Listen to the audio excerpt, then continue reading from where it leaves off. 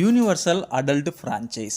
Every citizen who is not less than 18 years of age has a right to vote. So ప్రతి వ్యక్తికి 18 సంవత్సరాలు నిండిన ప్రతి Indian సిటిజన్కి ఎలక్షన్లో ఓటు వేయడానికి హక్కు కల్పించడం జరుగుతుంది. ఈ హక్కు కల్పించడంలో ఎటువంటి డిస్క్రిమినేషన్ చూపరు. క్యాస్ట్ బేసిస్ కానీ, రేసెస్ బేసిస్ కానీ, రిలీజియన్ కానీ, సెక్స్ కానీ, లిటరసీ కానీ, వెల్త్ కానీ ఇటువంటి వేటి మీద డిస్క్రిమినేషన్ లేకుండా ప్రతి సిటిజన్స్కి 18 సంవత్సరాలు కలిగిన ప్రతి ఇండియన్ సిటిజన్స్కి ఓటు హక్కు కల్పించడాన్ని యూనివర్సల్ అడల్ట్ ఫ్రాంచైజ్ అంటారు.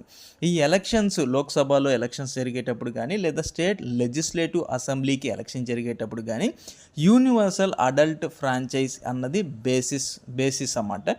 నెక్స్ట్ మనకి ఈ ఏజ్ లిమిట్ అన్నది ఓటు హక్కు రావడానికి ఏజ్ లిమిట్ అన్నది ప్రీవియస్గా 21 ఇయర్స్ ఉన్నింది.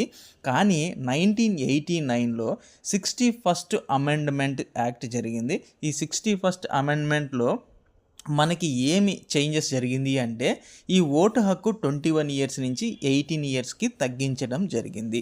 మీరు బాగా గుర్తుపెట్టుకోవాల్సింది ఏంటంటే the constitutional amendment 61st A year అంటే 1989లో